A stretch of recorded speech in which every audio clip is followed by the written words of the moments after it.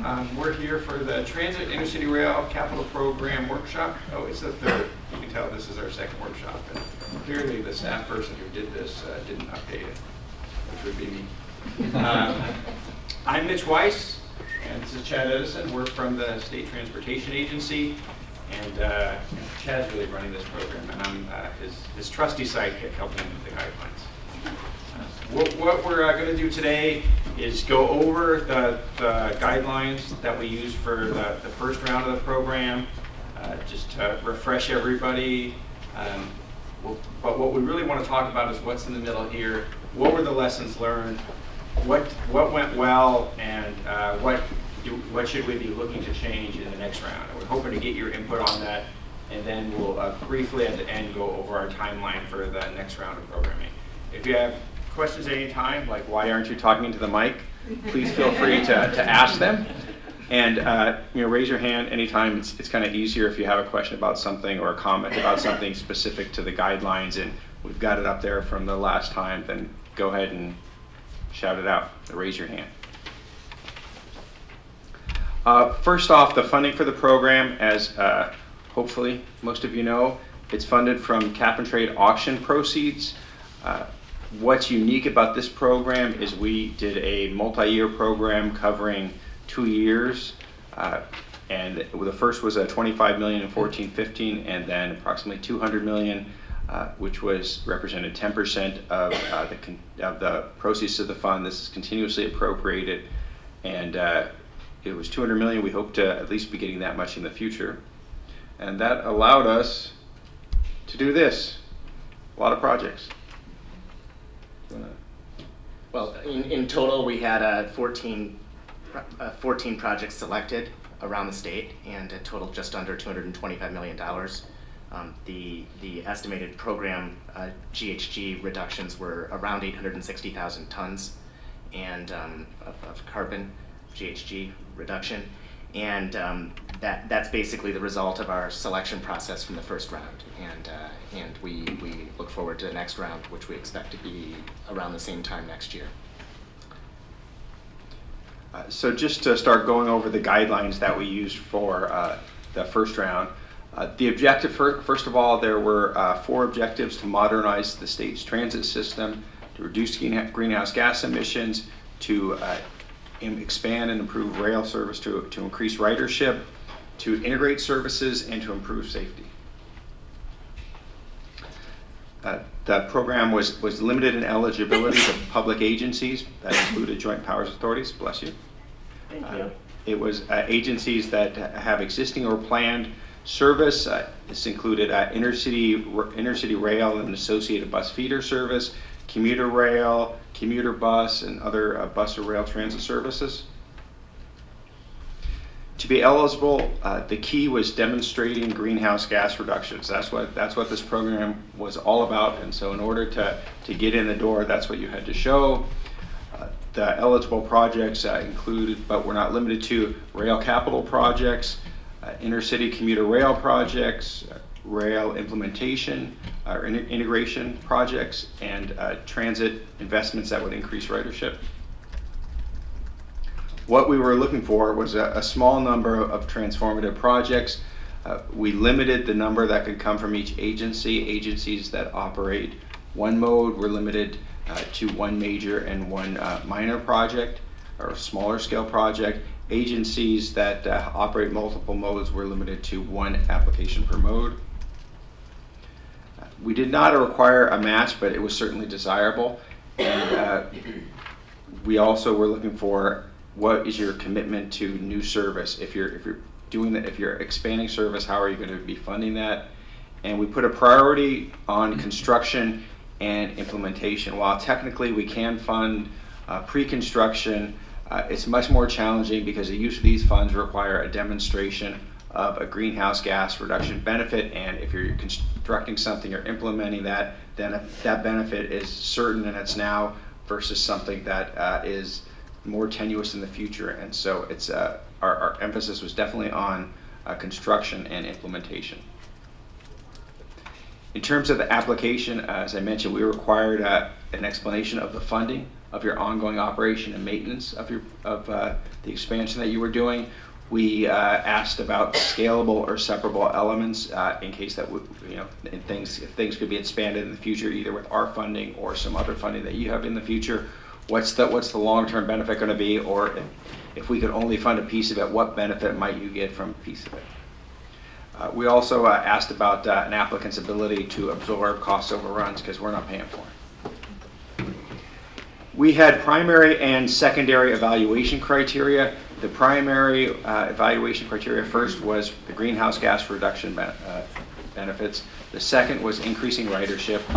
The third was integration with other operators, and the fourth was improving safety. Secondary criteria, there were quite a few. The first was supporting implementation of a sustainable community strategy that an MPO has, and there were a number of specific examples that were in the criteria. It included benefits to disadvantaged community. That's a big part of this program.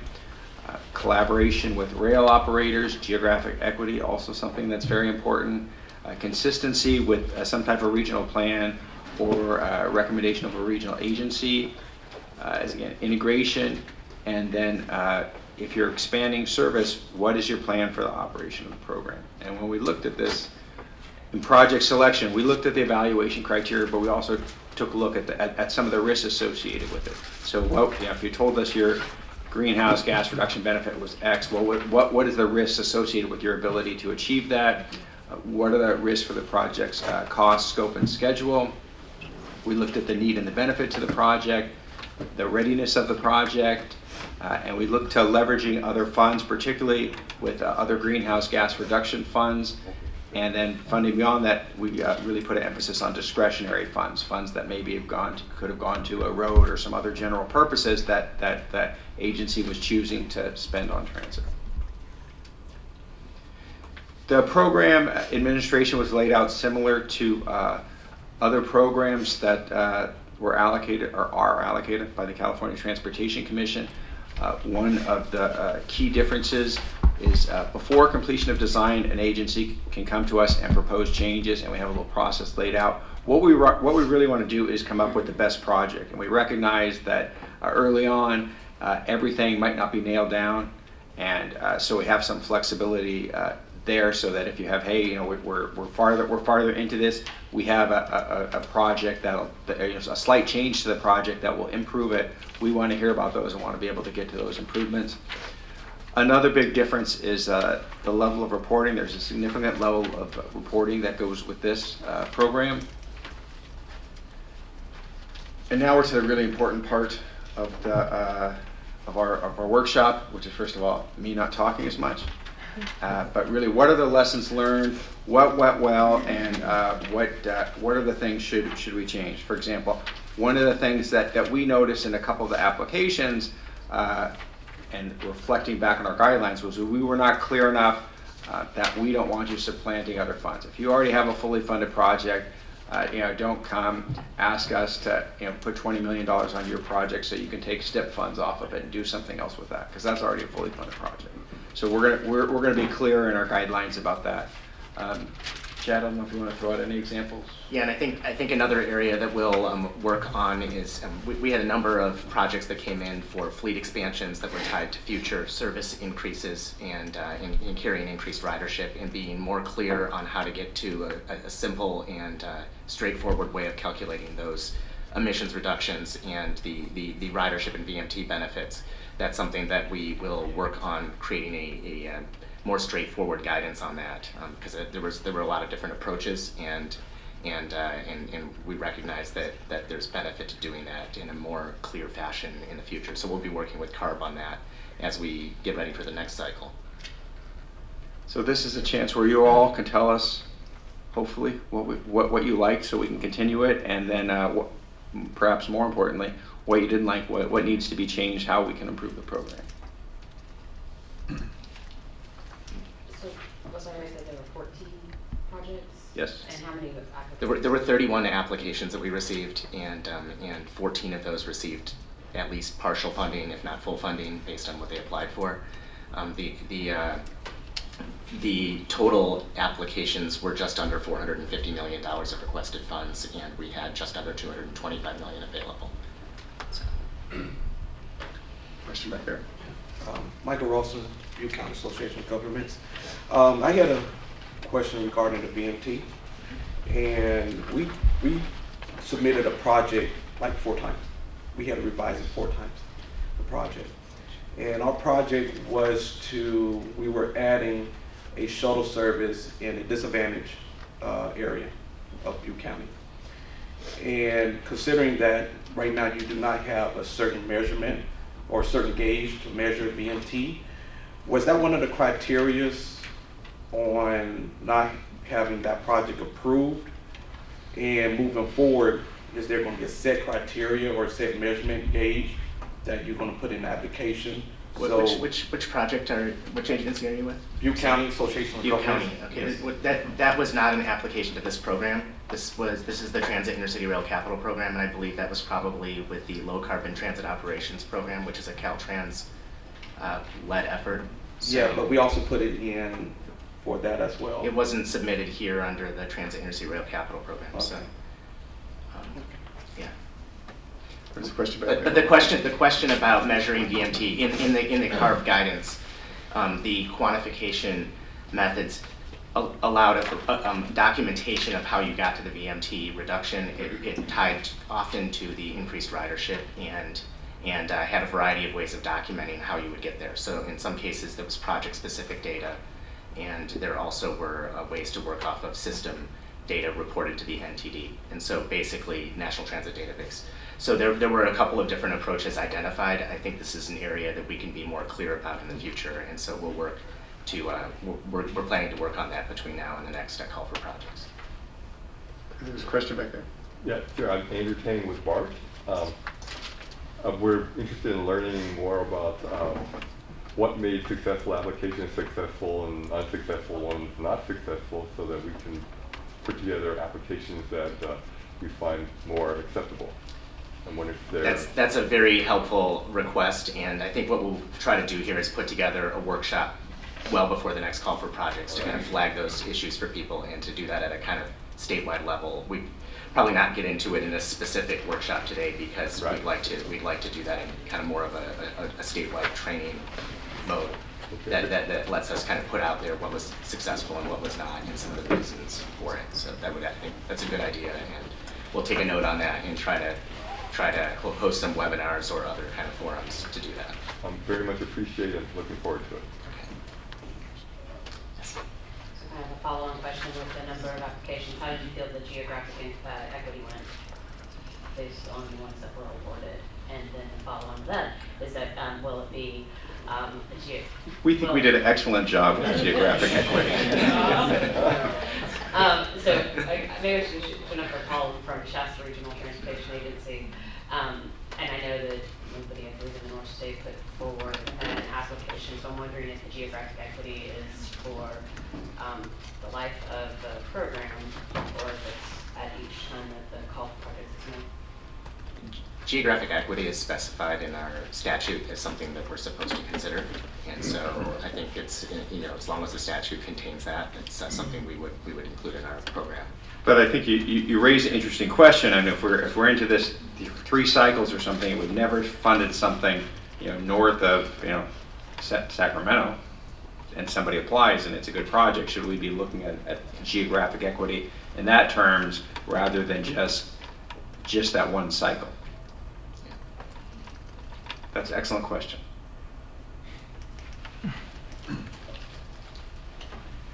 And we'll both write it down. Yes. I'll stand up. Jeannie Wardwaller with California Bicycle Coalition. Mitch and Chad, I wondered if you could speak to there were some criteria in the guidelines in the first round about increasing active transportation access to transit. And I know Bart did a study with UC Berkeley in the Bay Area showing that making improvements around transit stations to facilitate walking and bicycling really does actually increase transit ridership, in addition to reducing VMT of people actually traveling to get to the transit station. So I mean, I know that's a state priority. I wonder if that's something that you'll be looking at sort of enhancing or trying to prioritize in the next round.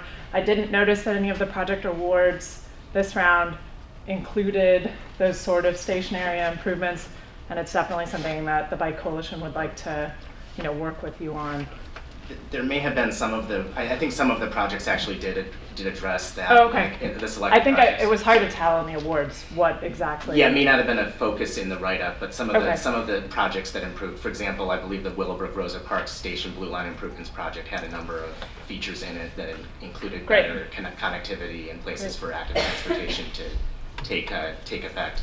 And a number of the other projects identified some of those opportunities as part of their more global project. I think it depended on whether they were specifically asking to fund it or not, or whether they had other funds already going to that in their project. I think depended on what was submitted. Okay. But we clearly would be looking towards those kinds of studies that you referenced as Great. part of that documentation that this is likely to increase ridership, and as agencies develop their applications, they should include that in their buildup of how they get to the benefits of the project. So I mean, we clearly have it in our guidelines, and it's something that we encourage agencies to That's highlight. fantastic. And as things get more, as the program gets more competitive in the future, I think that would be one of the distinguishing characteristics of a successful application. Thanks. Yes. Kenneth Bullen with MTC. We just wanted to say thanks for all the hard work that you all put in round one, and thanks for the awards. And two things, I think you've already mentioned both of them on the development of the next round. One being the multi-year commitments and kind of continue to work with the agencies on multi-year commitments. And then the second thing I believe that Chad mentioned was on the GHG calculations. I know that we all put in a lot of work on that, including on what the gentleman mentioned on the LC Top program as well. So we appreciate that we kind of continue to find a straightforward path on making those calculations. Yeah, and on the GHG calculations, I think we're going to put some real work in the coming months to helping make that a smoother process for people. So Great. Appreciate Thank you. the additional comment on it. Yeah. Yes, sir. Hi, Rico Mastrodonato with the Trust for Public Land. I just want to comment on and kind of tail on what Jeannie Ward-Waller just mentioned about promoting active transportation and trying to make sure that we're integrating strategies with other programs like the Affordable Housing and Sustainable Community Program. Because I think the last thing we want people to do is to drive to rail stations to get onto trains. We don't want to create parking lots where we should be putting green spaces and green infrastructure that can absorb water if we get an El Nino in Southern California. We certainly want to create bike paths and walking paths and promote active transportation. And I think that you do that largely with green infrastructure and including urban forestry. But I just want to make the comment that I hope that we're looking at integrating these pots of money and these strategies so that we're discouraging people from driving and really getting people on these trains by promoting active transportation with green infrastructure. Thank you. And we did see one of the 31 projects specifically combine those resources, and they actually were successful in getting funding from both programs. Well, I think the challenge is that the Affordable Housing and Sustainable Community Program does not incentivize green infrastructure, and that I saw no evidence that there was any financial investment in that kind of activity. So that's an opportunity, I think, and a missing element of the portfolio that we would certainly like to see moving forward as we evolve in this back to sustainability. And I think they recognize that in the scope of what the possible things that they could fund, they ended up funding a lot of some type of things and very few of others. I think they recognize that, and they had the same kind of lesson learned workshop, and I would imagine that their guidelines get revised based on that. We've met with them, also CTC staff, and talked about how we might be able to coordinate some of this, and it's frankly it's a challenge because I know everybody would really like one application, but the problem is all the programs are set up in legislation to have different requirements and do different things, and if you have one application, you're just going to get one really long application. And that doesn't help you if if all you're applying for is the housing thing, and to have to look at all this other stuff related to maybe our stuff. But we talked a lot about how we can do that, because everybody wants to fund a fully funded project. We don't want to give somebody 75% of the money with the other 25% coming from some program 2 years from now that they're going to have to compete separately for, and that they don't have a plan for dealing with it if they don't get funding from that program. That program's also going to look at that same situation and say, well, wait a minute, if they have a plan to deal with it, why are you asking us for the money? And so, I think we recognize some of that, and that's one of the reasons I think we need to make a little more emphasis even in something we included already, which is what are the separable components. Ideally, we don't want to separate those. We want to be able to, if you're doing a transit station and ATP and some green space stuff all together, you don't want to separate them. You want to do them all together because the benefit is a bit larger than the sum of the individual pieces, but we still want to recognize that, okay, if we give you funding for a piece of it and you don't end up for some reason getting that other piece, we still have a usable segment of a project, or a usable project that's going to deliver benefits. And recognizing that other programs have their own rules, and we can't decide that just because we like your 75% for the transit project, the 25% that active transportation is going to get funding too.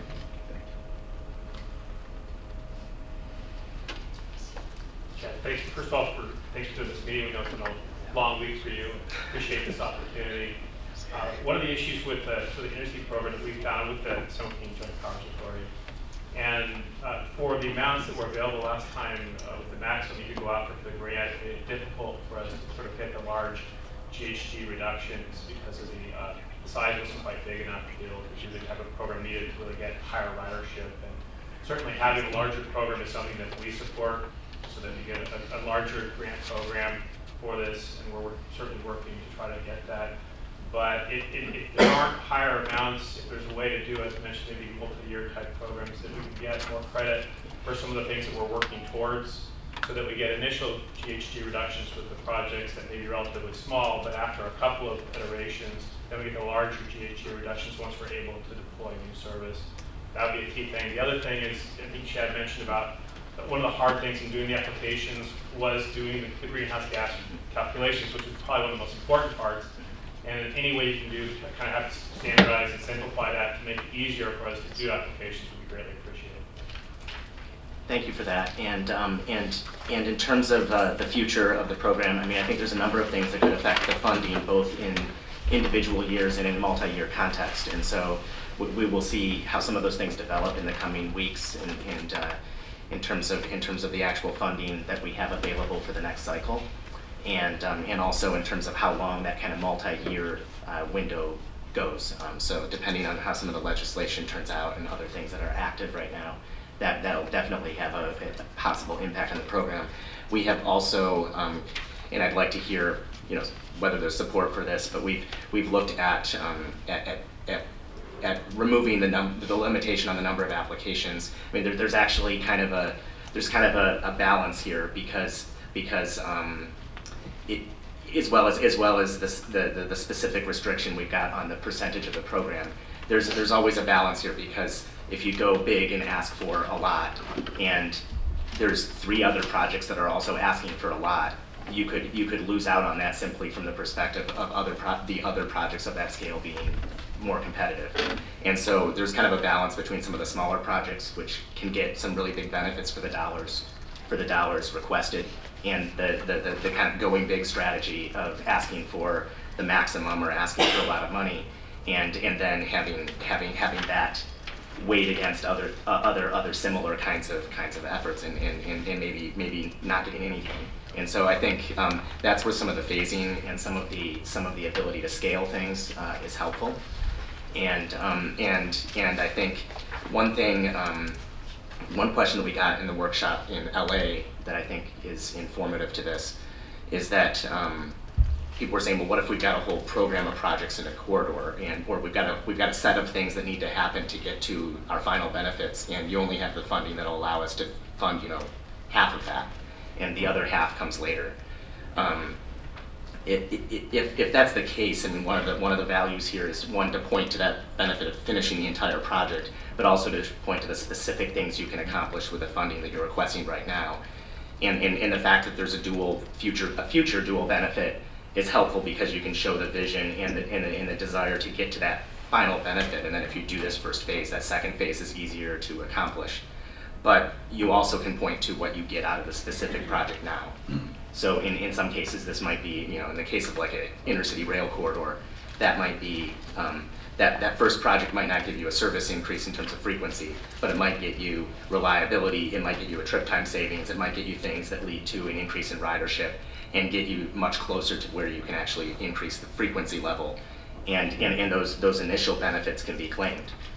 We have other examples of projects where there have been a series of investments in a corridor and people are coming in for kind of the last component that unlocks all of the benefits of service expansion.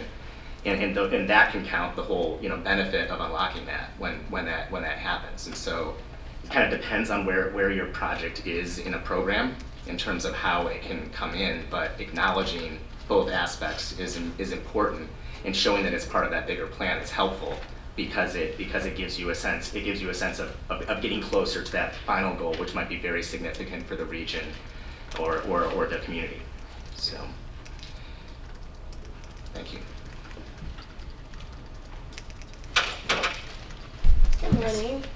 My name is Maribel Nzego, and I'm with Public Advocates. And what went well, we just wanted to congratulate you, first of all, on the fact that 13 of 14 projects do include benefits for disadvantaged communities.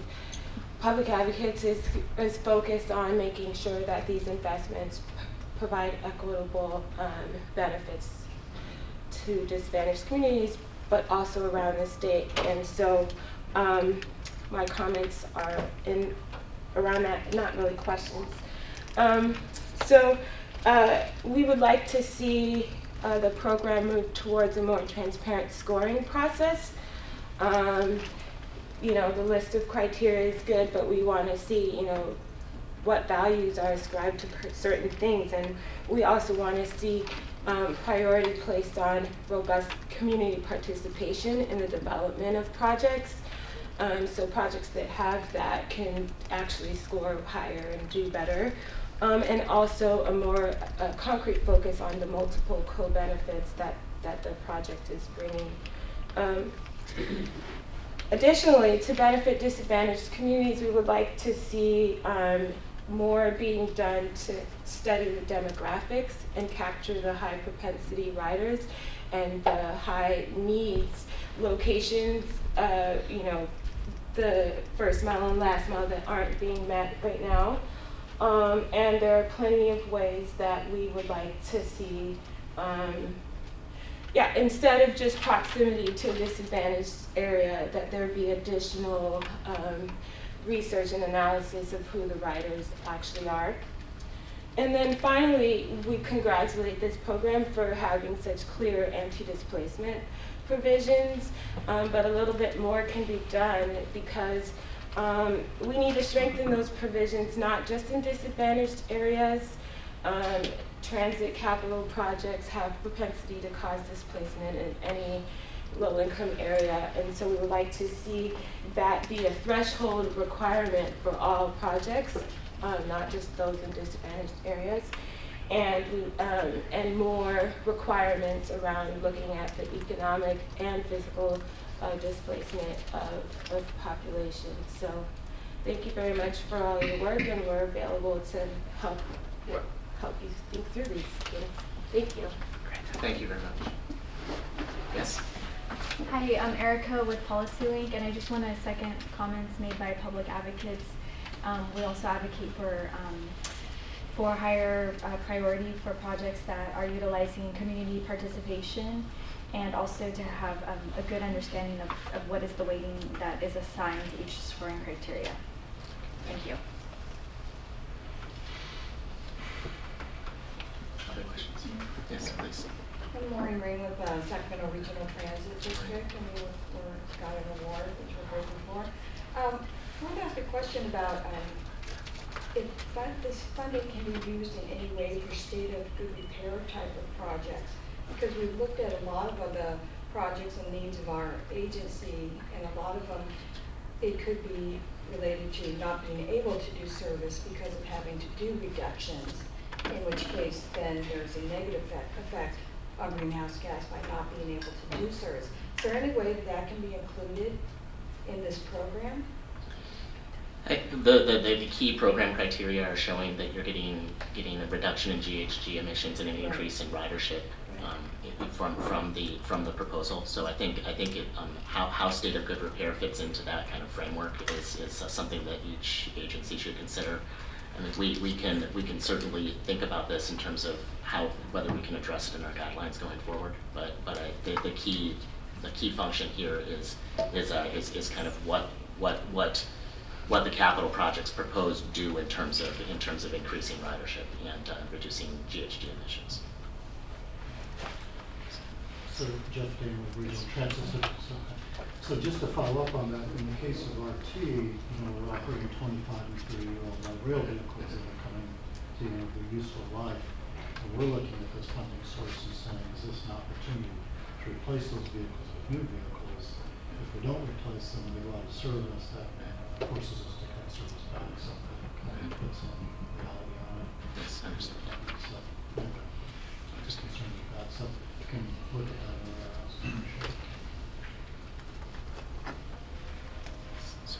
Hi, I'm Tom Holbein from the Santa Cruz Metro, and I was wondering if there was assistance available from STA to do greenhouse gas reduction calculations, which may be more complicated for, say, a facility renovation or improvement than what we would have in mind, which is just a straight replacement of over-the-road buses with roughly zero emission buses. That would seem to be pretty straightforward, although it wouldn't increase ridership, but we could fairly easily determine a greenhouse gas reduction from that. But what about more complicated ones? Is there assistance available? I think we're aware of the need for that kind of assistance, and I think we're going to be in dialogue with Herb and others within the resources that we've got to figure out how to best address those needs. Some of it might be in the form of kind of workshops we can do, and I don't yet know the specifics of giving kind of individualized support in that. So we'll look at what the program resources are. This is actually an issue that crosses more than just our program. That goes to low carbon transit operations, goes to affordable housing, and a lot of the other programs that transit agencies have a need to apply for. And so we're aware of it, and we want to try to address it within what we've got to do that. At agency itself, we don't have a large staff, but we do have a lot of other folks that we work with that could possibly help us address this.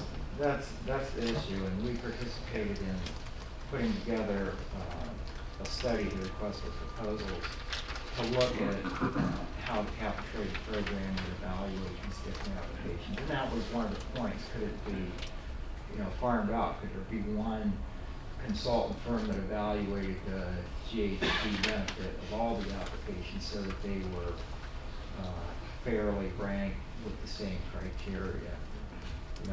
That one agency wouldn't come in with a 7% increase in transit ridership when the realistic number would probably be 2%.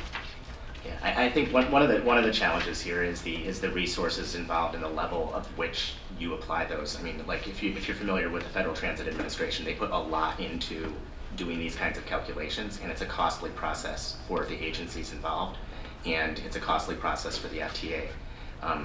We're not set up that way yet, and we could move in that direction. But I think the question here is a dynamic one that that we need input on, because there's a balance between expensive processes with lots of resources expended to get to the verification and validation of data, and then there's the need to provide a straightforward process for folks that don't have all the resources to do that. And so I think there's both the state side of funding that, and there's also the agency expenses involved in doing that. And I think we get a variety of different we get insight from a variety of folks on that, and I welcome that in terms of understanding what the needs are. Okay, thanks for your consideration. Just another point, Jeannie, with California Bicycle Coalition, I want to support the comments about providing technical assistance, and also support the comments that Maribel made about really trying to encourage applicants to talk about public participation in the active transportation program. One thing that we've really worked on is that aspect, that public participation aspect. And I think what it gets to is not just that this is an important project to that community, but that the community will actually use the project. And so it helps to talk about whether or not you'll really see a ridership increase if you can say the public wants to see this project. So just to consider that, and I think it also helps particularly get to that low-income piece. If you have disadvantaged low-income folks that are involved in that public participation that say, yes, we're transit dependent, we need these projects. So, thanks. Thank you. Thank you. Yeah, I was just curious on the road for sake. I was wondering when you mentioned FDA, the question in my mind is it at some point in the future would you consider having this program if the pot gets larger, separate for larger heavy rail projects versus the small projects, so that to be more fair? That's a comment that we will certainly consider, and how best to, in this existing program we had a distinction between kind of smaller scale projects and larger ones. We also put in our guidelines the consideration of projects that were really in that full-fledged small starts or new starts competitive environment, going through project development with FTA, and showed the ability to make a commitment just prior to where the FTA might make its final commitment. And so we really were trying to show a variety of paths to getting to project funding, and one of them would involve some of these FTA projects that are kind of in the FTA pipeline, but do not yet have the absolute final FFGA or other kind of funding commitment from the FTA. So we're aware of the different scale, and that's actually one of the interesting things, is that different scale projects get to different benefits, and some of the small ones, for the dollars spent, get to some really big benefits. How do you balance the transformative and kind of region-wide impacts and state-wide impacts with some of the smaller stuff that's very significant in a particular location in a particular community? So that's helpful. Entertain with Bart again. A number of agencies have mentioned making commitments to multi-year projects, and Bart strongly supports that idea also. You indicate you're interested in getting transformative projects, and by obviously putting together the funding from multiple years, we can put together the bigger, more transformative projects that you're asking for. Thank you. The one thing I would note in that is we're not necessarily the only ones who are going to weigh in on that. Most of you in the transportation field are probably used to programs that have that as an aspect. Not all parts of state government do that. So when you look at what ARB typically does, you look at what Department of Finance typically sees.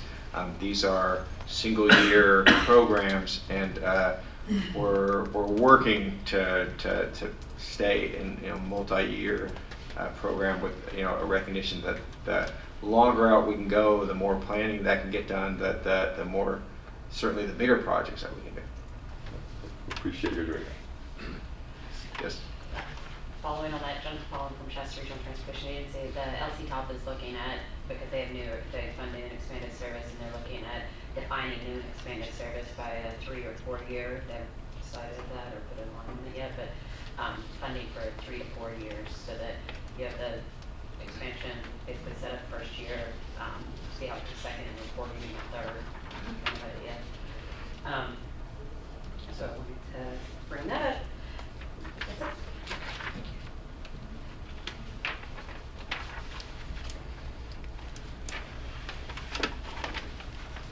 Okay, well, if there are no other questions, let me go very quickly to yes. Oh, I see you're going right. Yeah, we're going to tell. Okay, this is a draft timeline of what we might be doing for the next cycle.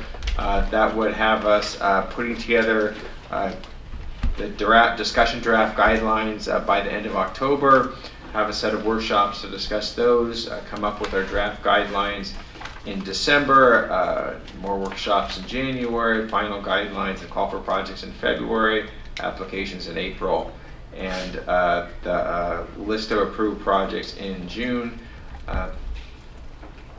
This is just, it's very similar to our timeline we used last year, a little more time on the front end, but one of the things we've talked about is where we really needed more time was in the analysis and working with people in the review of the applications. And so we're looking at how we might be able to shorten up some of that timeline in the beginning, so that there's a little more time to prepare the applications and also for us to review the applications.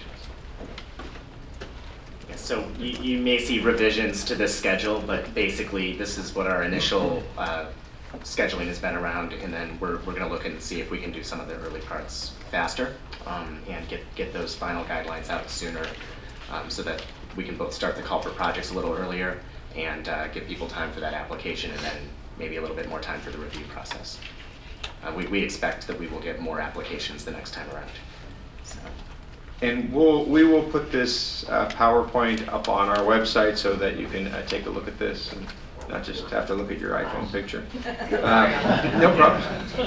Also on our website, there's an email address to send comments, tircpcomments@dot.ca.gov. So if you want to send us specific comments, that would be great, what you liked, what you didn't like. If there's something that you want changed, to the extent that you say, here's the strike out and underline version of section 3 of your guidelines because we think this should change, it certainly makes it clearer to us what you're saying, and makes it easier for us to incorporate it if that's where we're going. If there's nothing else, two things. First of all, staff from ARB was at our last workshop. I wanted to say a few words, or did you just you're here to listen? Last time they were talking about a couple of programs in LA. Did you guys want to do that? No. Oh, I think. Yes. No. All right. So my name is Patrick. Put you on the spot there. Yeah, no problem. So my name is Patrick Chen. I'm with ARB, and so this is separate from what you're talking about today, but at ARB, we do have 2 projects coming up, and one is the zero emission bus pilot commercialization pilot project, and the second is also a update on the existing transit rule, and we're calling it the Advanced Clean Transit Regulation. It's a proposal that we're developing right now. So if you guys have any questions on both of those programs, feel free to let me know.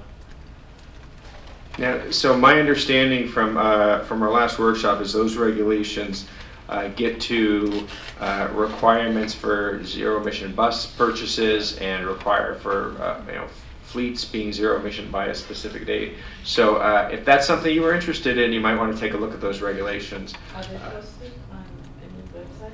So I have a fact sheet here, and there's also information on the website too. Yeah, I would think that might be of interest to a couple of you. Yes? What's the estimate of funding available on this next round? Well, that's a great question. We get a percentage, 10% of whatever's estimate for the whole program, and so the Department of Finance, working with ARB, will be the ones who estimate what that number is. So they'll come out with something with the budget in January, and then they'll make a change in May, but that they'll perhaps make a change in May. So that will drive what gets done. What we often looked at when I did a lot of forecasting was, there are lots of people who try to predict the price of gas and how much gas gets sold in different places, and few of them are right, and most often what occurred last year is your best guess at what occurs this year, even though there are lots of changes. So not knowing anything, which is probably where I'm at on in this subject, I would say we got 200 million last year. Hopefully we keep getting 200 million in the future. Great. And again, it would be a 2-year program. Possibly. I would like to see a multi-year program.